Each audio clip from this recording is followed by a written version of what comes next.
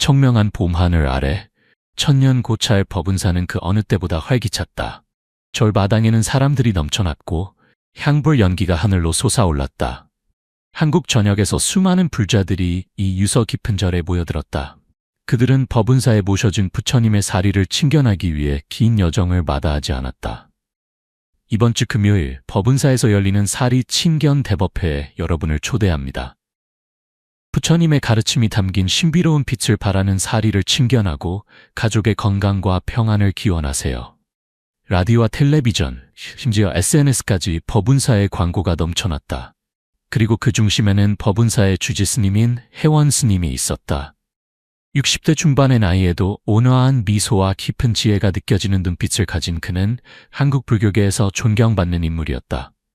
사리 친견 대법회가 있기 이틀 전 법운사의 작은 서고에서 15살 동자승 지혜가 먼지 쌓인 불경들을 정리하고 있었다. 지혜는 어릴 때 부모를 잃고 혜원스님의 보살핌 아래 법운사에서 자랐다. 영리하고 호기심 많은 소녀는 불교의 가르침을 열심히 배우며 언젠가 스승인 혜원스님처럼 훌륭한 스님이 되는 꿈을 키웠다. 지혜야, 여기 있었구나. 갑작스러운 목소리에 지혜는 고개를 돌렸다. 법운사의 행정을 담당하는 동현 스님이 서고 문 앞에 서 있었다. 주지 스님께서 찾으십니다. 사리 보관함을 닦는 일을 도와달라고 하셨어요. 지혜는 서둘러 먼지를 털어내고 동현 스님을 따라 대웅전으로 향했다. 대웅전의 한쪽에는 특별히 마련된 단이 있었고 그 위에는 화려하게 장식된 금빛 탑이 놓여 있었다. 탑 안에 있는 수정연꽃 위에 작은 사리가 놓여 있었다. 그것은 황백색이었으며 때때로 오색 찬란한 빛을 내뿜는다고 했다. 혜원스님은 대웅전 안에서 묵주를 돌리며 연부를 하고 있었다. 지혜가 다가가자 스님은 잠시 멈추고 온화한 미소를 지었다. 지혜야, 와줘서 고맙구나. 사리 보관함을 깨끗이 닦아야 하니 도와주겠니? 네, 스님. 지혜는 공손히 대답하고 조심스럽게 작업을 시작했다. 혜원스님이 사리탑을 열자 지혜는 부드러운 천으로 유리 표면을 닦기 시작했다. 그때였다. 탑 아래쪽에서 이상한 전선 같은 것이 눈에 들어왔다. 지혜는 의아함을 느꼈지만 스승 앞에서 말을 꺼내기가 망설여졌다. 스님, 이 탑 밑에 있는 이 작은 상자는 무엇인가요? 혜원스님의 표정이 잠시 굳어졌다. 그러나 곧 평온한 표정을 되찾았다. 그것은 사리의 영험함을 보호하기 위한 특별한 장치란다. 오래된 방법이지 너무 궁금해하지 말거라. 지혜는 고개를 끄덕였지만 마음 한구석에는 의문이 남았다. 그날 밤 지혜는 잠을 이루지 못했다. 머릿속에는 계속해서 탑 아래에 이상한 장치가 맴돌았다. 어린 나이였지만 그는 뭔가가 옳지 않다는 느낌을 지울 수 없었다. 다음 날 지혜는 혜원스님의 방 근처를 지나가다 낯선 목소리를 들었다. 호기심에 몰래 문 가까이 다가 엿들었다. 모든 준비는 끝났어?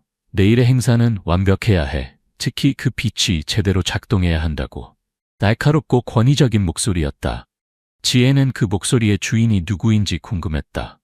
걱정 마십시오, 성 회장님. 모든 것이 준비되어 있습니다.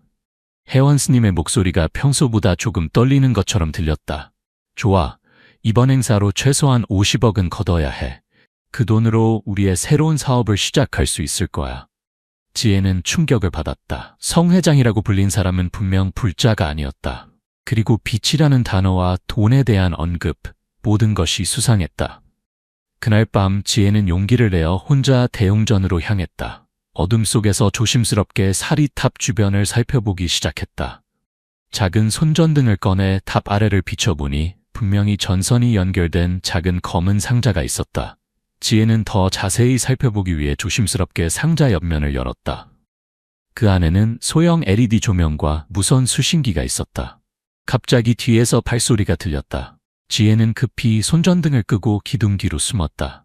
대웅전 문이 열리고 동현 스님이 들어왔다. 그의 손에는 작은 리모컨 같은 것이 들려 있었다. 동현 스님은 사리탑 앞에 서서 리모컨의 버튼을 눌렀다. 순간 사리에서 신비로운 빛이 퍼지기 시작했다. 갑자기 방 안이 오색 찬란한 빛으로 가득 찼다. 지혜의 마음은 무너져 내렸다. 그가 그토록 경외에 않았던 부처님의 사리가 단순한 조명장치에 불과했던 것이다. 그의 신앙, 그의 믿음, 모든 것이 한순간의 의심으로 변했다. 같은 시간 서울 강남경찰서 지능범죄수사팀의 강도윤 경위는 늦은 밤까지 서류 더미에 파묻혀 있었다. 35의 나이에 뛰어난 분석력과 끈질긴 추적 능력으로 유명한 그는 최근 몇 달 동안 특별한 사건을 조사하고 있었다. 천용회라 불리는 비밀 조직의 자금 세탁과 사기 행각에 관한 조사였다. 경위님, 새로운 정보가 들어왔습니다. 문이 열리고 신입 형사 박소연이 태블릿을 들고 들어왔다. 그녀는 화면을 넘기며 설명했다. 천용회의 우두머리로 추정되는 성태양이 최근 법은사라는 절과 깊은 관계를 맺고 있는 것으로 보입니다. 내일 그곳에서 큰 법회가 열린다고 하는데 상당한 금액의 헌금이 모일 것으로 예상됩니다. 강도윤은 관심을 보이며 자세를 바로 했다. 법은사? 그곳은 최근 몇 년간 급속도로 성장한 절이지. 주지 스님인 혜원은 어떤 인물이지? 혜원 스님은 불교계에서 존경받는 인물이지만 최근 몇 년간 성태양과 자주 접촉한 기록이 있습니다. 또한 법은사의 재정 상황이 의심스러운 부분이 있어요. 헌금이 어디로 흘러가는지 불분명합니다. 강도윤은 잠시 생각에 잠겼다. 그는 오랫동안 천용회를 추적해왔다. 처음에는 단순한 경제범죄 조직인 줄 알았지만 조사를 진행할수록 그들의 영향력은 정치, 경제, 심지어 종교계까지 미치고 있었다. 내일 법은사의 법회에 잠입조사를 해야겠어. 소연, 너는 평범한 불자로 위장해서 참석해. 나는 따로 현장 주변을 살펴볼게.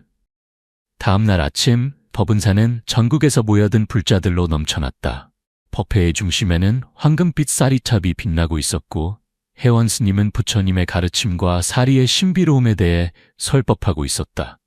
사람들은 경건한 마음으로 그의 말에 귀를 기울였다. 박소연은 군중 속에 섞여 주변을 관찰했다. 헌금함은 빠르게 채워지고 있었고 몇몇 직원들이 정기적으로 그것을 비우고 뒷문으로 사라졌다. 그녀는 조용히 그들을 따라갔지만 보안이 철저해 근접하기 어려웠다. 한편 강도윤은 절 뒤편의 숲속에 위치해 쌍안경으로 상황을 지켜보고 있었다. 그때 작은 인형이 숲속에서 움직이는 것을 발견했다. 강도윤은 조심스럽게 그 방향으로 다가갔다. 누구세요? 어린 목소리가 들렸다. 강도윤은 놀라서 뒤를 돌아보았다.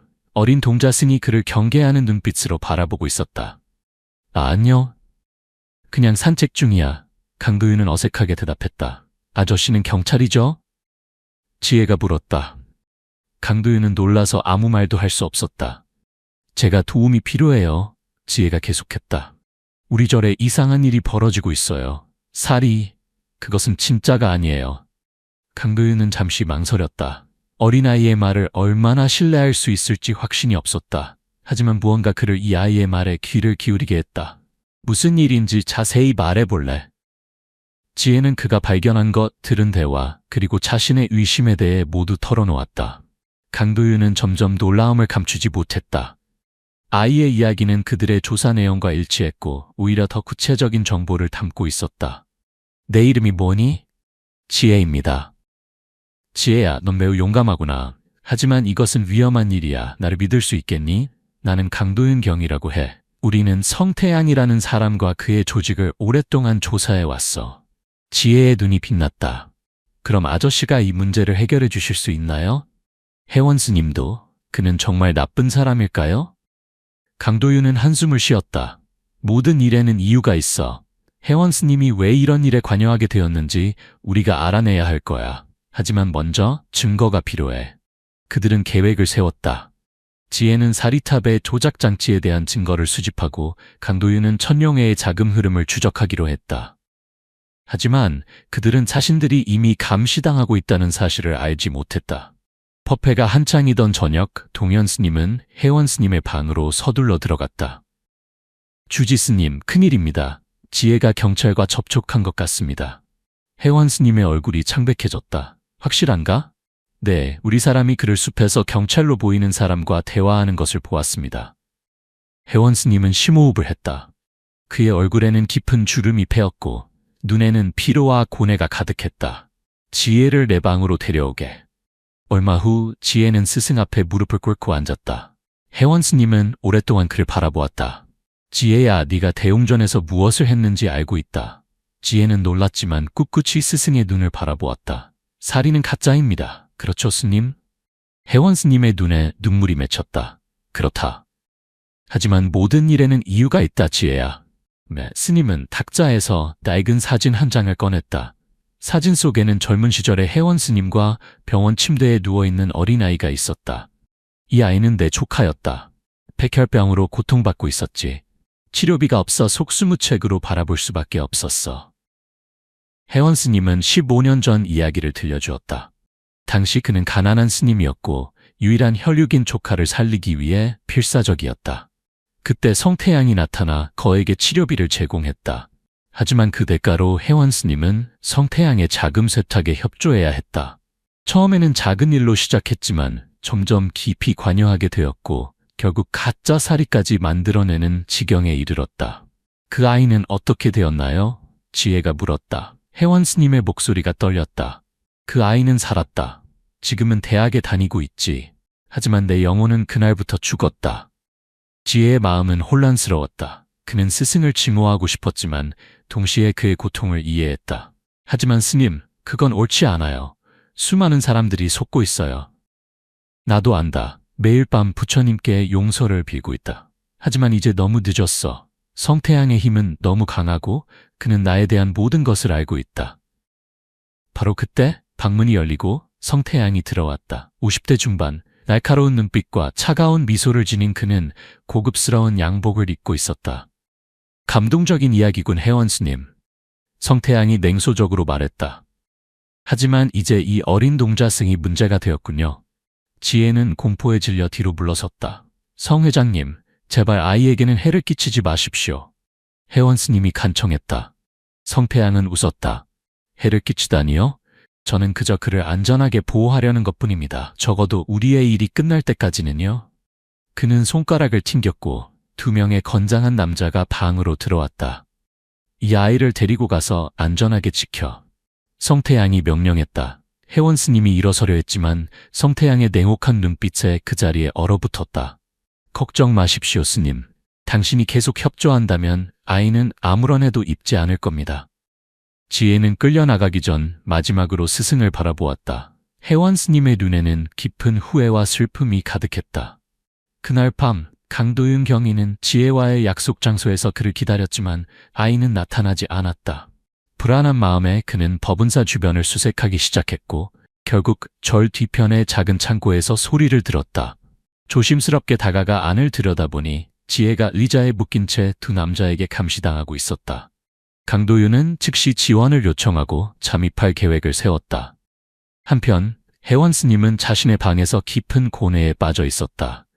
그의 앞에는 오래된 불경이 펼쳐져 있었고 그는 부처님의 말씀을 읽으며 눈물을 흘렸다. 진실은 결국 밝혀지고 모든 행위에는 과보가 따른다. 그는 오랜 시간 명상에 잠긴 후 결단을 내렸다. 서랍에서 작은 녹음기를 꺼내 자신의 죄를 고백하기 시작했다. 성태양과의 관계, 가짜사리의 진실, 그간의 모든 자금 세탁과 사기 행각을 상세히 담았다. 녹음을 마친 혜원 스님은 가슴속 깊이 묻어두었던 작은 열쇠를 꺼냈다. 그것은 그의 개인 금고의 열쇠였다. 금고 안에는 그동안 성태양의 범죄 행각에 관한 증거들이 보관되어 있었다. 그는 이 모든 것을 지혜에게 전해주기로 결심했다. 새벽녘, 강도윤 경위와 특수부대는 창고를 습격했다. 짧은 교전 끝에 지혜를 감시하던 2 남자를 체포하고 아이를 구출했다. 괜찮니, 지혜야? 강도윤이 아이의 안전을 확인했다. 지혜는 약간 떨리는 목소리로 대답했다. 네, 괜찮아요. 하지만 빨리 혜원 스님을 찾아야 해요. 그가 위험해요. 그들이 혜원 스님의 방으로 달려갔을 때 방은 이미 텅 비어 있었다. 흩어진 서류와 열린 금고만이 누군가 서둘러 떠났음을 암시했다. 어디로 갔을까요? 지혜가 걱정스럽게 물었다. 아마도 성태양이 데려갔을 거야. 그들은 이제 모든 증거를 없애려 할 거야. 강도윤은 즉시 모든 경찰력을 동원해 성태양과 혜원 스님을 찾기 시작했다. 법은사는 경찰에 의해 봉쇄되었고 법회는 취소되었다. 불자들은 혼란에 빠졌지만 많은 이들이 이미 뉴스를 통해 사건의 실체를 알기 시작했다. 추적 끝에 그들은 성태양이 인천항 근처의 창고에 있다는 정보를 입수했다. 그곳에는 그와 그의 조직원들 그리고 혜원 스님이 있었다. 모든 것이 끝났소, 혜원. 성태양이 냉소적으로 말했다. 당신은 나와 함께 이 나라를 떠날 겁니다. 해외에서 새로운 시작을 하는 거죠. 혜원 스님은 고개를 저었다. 아니요, 성 회장님. 저는 더 이상 도망치지 않겠습니다. 제 죄에 대한 책임을 져야 합니다. 성태양의 얼굴이 분노로 일그러졌다. 당신에게 선택권은 없어. 당신은 나와 함께 가거나 아니면 그의 말이 채 끝나기도 전에 창고 문이 열리고 경찰 특공대가 들이닥쳤다. 강도윤 경위가 선두에 서서 외쳤다. 성태양, 당신은 사기, 자금 세탁, 약취 유인 등의 혐의로 체포됐습니다. 짧은 혼란 속에서 성태양의 부하들은 항복했지만 성태양 자신은 혜원 스님을 인질로 잡고 도주를 시도했다. 한 발짝이라도 가까이 오면 이 스님은 죽을 겁니다. 그가 위협했다. 그때 아무도 예상치 못한 순간이 찾아왔다. 혜원 스님은 고요한 미소를 지으며 말했다. 성 회장님, 이제 그만하세요. 모든 것에는 끝이 있습니다. 제 죄에 대한 대가를 치를 준비가 되어 있습니다. 그리고는 놀라운 순간에 혜원 스님은 성태양의 소나기에서 벗어나 그를 제압했다. 오랜 세월 명상과 수련으로 단련된 그의 몸은 예상보다 훨씬 강했다. 성태양은 바닥에 넘어졌고 경찰은 즉시 그를 체포했다. 모든 것이 끝난 후 혜원 스님은 자신의 범죄를 모두 고백했다. 그는 자신이 가짜 사리를 만들고 성태양의 자금 세탁에 협조한 모든 과정을 상세히 진술했다. 그의 증언은 천룡회 전체를 무너뜨리는 데 결정적인 역할을 했다. 지혜는 법원 청소년 보호 프로그램에 따라 다른 절로 보내졌다. 평화로운 산중 사찰인 무량사는 지혜에게 새로운 시작을 제공했다. 그곳의 주지 스님인 법안 스님은 지혜의 깊은 상처를 이해하고 그를 따뜻하게 맞아주었다. 진실을 위해 용기 있게 나선 것은 부처님의 가르침에 진정으로 따른 행동이었다. 법안 스님은 지혜에게 말했다. 앞으로도 그 용기와 지혜를 잃지 말거라. 혜원 스님은 자신의 죄에 대해 5년의 징역형을 선고받았다. 그는 교도소에서도 불경을 읽고 명상하며 진정한 참회의 시간을 보냈다.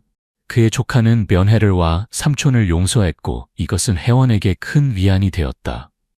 강도윤 경위는 이 사건으로 승진했지만 종종 불량사를 찾아 지혜의 성장을 지켜보았다.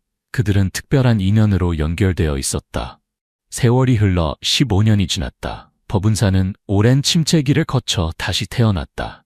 사기 사건 이후 많은 불자들이 떠났지만 진정한 불교의 가르침을 실천하는 새로운 주지 스님의 노력으로 천천히 신뢰를 회복했다. 성태양은 20년형을 선고받고 교도소에서 생활하고 있었다. 천룡회는 완전히 와해되었고 그들의 자금 세탁 네트워크는 모두 드러났다. 무량사에서 성장한 지혜는 이제 30살의 젊은 스님이 되었다. 그는 불교 철학을 공부하여 박사 학위를 받았고 많은 이들에게 존경받는 스님이 되었다. 그의 본명은 진광으로 바뀌었다. 진실의 빛이라는 의미였다. 어느 봄날 진광 스님은 뜻밖의 소식을 들었다. 혜원 스님이 출소한 후 오랜 은거 생활을 마치고 작은 암자에서 홀로 수행하다 세상을 떠났다는 소식이었다. 더욱 놀라운 것은 혜원 스님이 남긴 유서였다. 내 인생의 가장 큰 잘못과 가장 큰 자랑 모두 지혜와 연결되어 있다. 내가 그를 실망시켰지만 그의 용기가 나를 구원했다. 내 마지막 소원은 진광 스님이 법운사로 돌아와 참된 불법을 전하는 것이다. 진광 스님은 깊은 고민에 빠졌다. 법운사는 그에게 아픈 기억의 장소였다. 하지만 동시에 그의 뿌리이기도 했다. 몇 주간의 명상 끝에 그는 법운사로 돌아가기로 결심했다. 법운사에 도착한 그는 많은 것이 변했음을 발견했다. 한때 화려했던 건물들은 소박해졌고 가짜 사리탑은 사라졌다. 대신 단순하지만 진정성 있는 불교 수행의 분위기가 저를 감싸고 있었다. 현재 법운사의 주지 스님인 도현 스님, 혜원 스님의 제자가 아닌 새로 부임한 스님은 진광 스님을 반갑게 맞이했다. 당신의 이야기는 이곳에 전설이 되었습니다. 많은 젊은 스님들이 당신의 용기에 감명받았습니다. 진광 스님은 겸손하게 고개를 숙였다. 저는 그저 부처님의 가르침대로 진실을 따랐을 뿐입니다.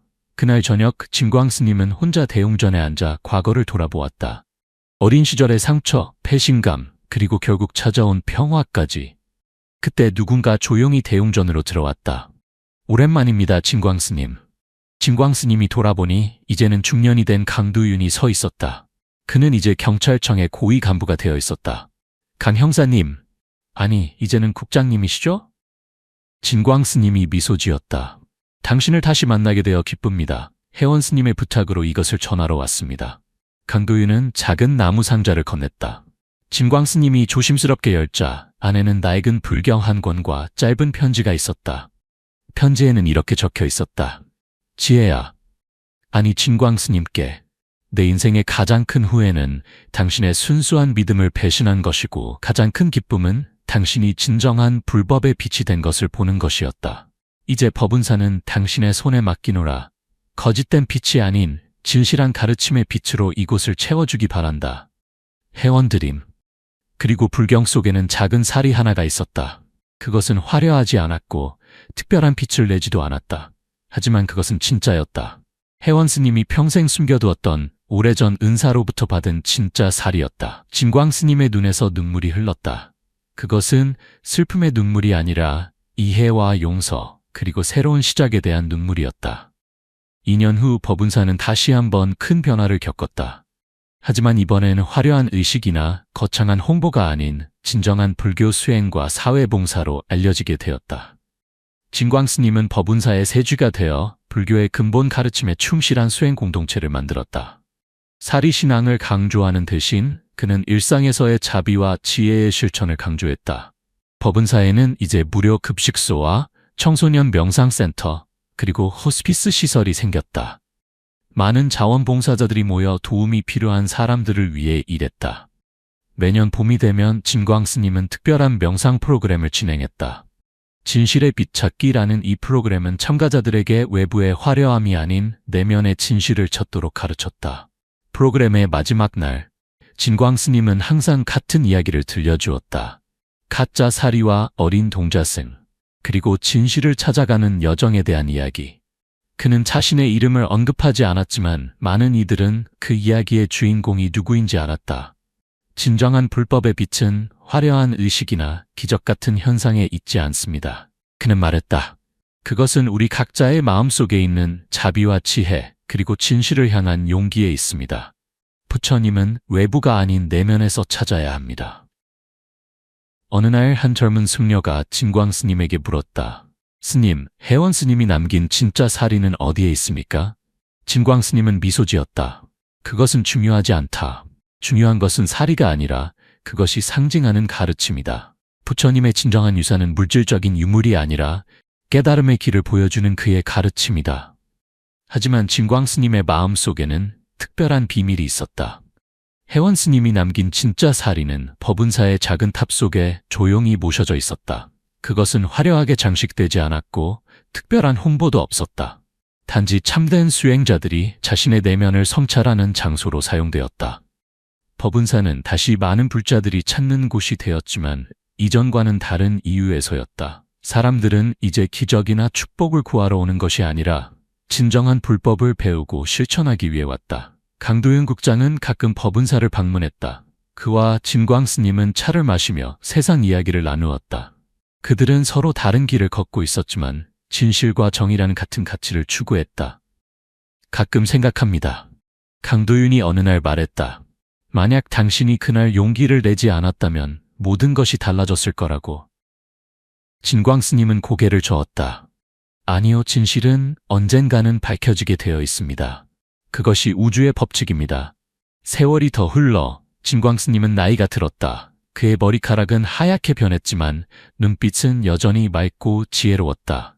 그는 많은 제자들을 가르쳤고 그들 중 많은 이들이 다른 절의 주지가 되었다. 법운사의 이야기는 한국 불교계에서 중요한 교훈이 되었다. 그것은 외적인 화려함보다 내적인 진실의 중요성 그리고 잘못을 인정하고 바로잡을 수 있는 용기에 대한 이야기였다. 진광 스님이 80세가 되던 해 법운사는 창건 500주년을 맞이했다. 전국에서 많은 불자들과 스님들이 모여 이를 기념했다. 행사의 중심에는 진광 스님이 있었다. 그는 이제 한국 불교계의 원로로 깊은 지혜와 청렴한 수행으로 존경받는 인물이었다. 기념식에서 진광 스님은 자신의 마지막 법문을 전했다. 500년의 역사 속에서 법운사는 많은 변화를 겪었습니다. 영광의 순간도 있었고 어둠의 시간도 있었습니다. 하지만 중요한 것은 우리가 그 모든 경험에서 배우고 성장했다는 것입니다. 그는 잠시 주변을 둘러보았다. 대웅전은 사람들로 가득 차 있었다. 그의 오랜 제자들, 다른 사찰의 스님들, 평범한 불자들, 그리고 첫 줄에는 백발이 된 강도윤 전 경찰청장이 앉아 있었다. 제 인생의 가장 큰 교훈은 진실한 빛은 결코 꺼지지 않는다는 것입니다. 거짓된 빛은 일시적으로 밝게 빛날 수 있지만 결국 사라집니다. 하지만 진실, 자비, 지혜의 빛은 영원히 우리의 길을 밝혀줍니다. 법문을 마친 후 진광 스님은 대웅전 뒤편의 작은 정원으로 향했다. 그곳에는 오래된 보리수 나무가 있었다. 혜원 스님의 유해를 보신 작은 탑도 그 아래 자리하고 있었다. 진광 스님은 나무 아래 조용히 앉아 명상에 잠겼다. 그의 마음은 평온했다. 그는 자신의 인생이 완성되어 가고 있음을 느꼈다. 해가 지고 달이 떠오르자 정원은 부드러운 달빛으로 물들었다. 진광 스님은 천천히 눈을 떴다. 그 순간 그는 놀라운 광경을 보았다. 혜원 스님의 탑에서 부드러운 빛이 퍼져나오고 있었다. 그것은 LED나 전기의 빛이 아니었다. 그것은 말로 설명하기 어려운 깊고 평화로운 빛이었다. 진광 스님은 미소 지었다. 그는 이것이 환상인지 실제인지 궁금해하지 않았다. 중요한 것은 그 빛이 그에게 주는 메시지였다. 진실과 자비의 길은 결코 잘못된 길이 아니라는 것.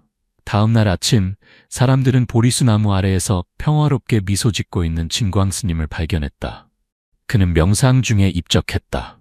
누군가 이상한 빛을 보았다고 말했지만 대부분은 그것을 단순한 달빛이라고 생각했다. 진광 스님의 장례식은 소박하지만 엄숙하게 치러졌다. 그의 유해는 혜원 스님의 탑 옆에 모셔졌다. 스승과 제자, 한때는 패신과 상처로 갈라졌지만 결국 진실과 용서로 다시 연결된 두 영혼이 함께 안식을 찾았다. 법운사는 계속해서 진광 스님의 가르침을 따랐다. 화려한 의식이나 기적적인 이야기 대신 불교의 근본 가르침과 사회봉사에 중점을 두었다. 사람들은 법운사를 진실의 빛이 있는 곳이라고 불렀다. 시간이 흘러 또 다른 15년이 지났다. 법운사의 이야기는 이제 전설이 되어 불교 교재에도 실렸다. 젊은 승려들은 진광 스님과 혜원 스님의 이야기를 통해 진실의 중요성과 용서의 힘을 배웠다. 어느 봄날 한 어린 동자승이 보리수 나무 아래에서 놀고 있었다. 갑자기 그는 이상한 빛을 발견했다. 두 탑에서 미세하게 퍼져나오는 빛이었다. 아이는 놀라서 주지 스님에게 달려갔다. 탑에서 빛이 나요. 진짜 빛이에요. 주지 스님은 미소 지으며 아이의 머리를 쓰다듬었다. 그래, 진실의 빛은 언제나 그곳에 있단다. 그것을 볼 수 있는 순수한 마음을 가진 사람만이 그것을 발견할 수 있지. 그날 이후로 아이는 종종 두 탑 사이에 앉아 명상했다. 그는 자신만의 내면의 빛을 찾기 위한 여정을 시작했다.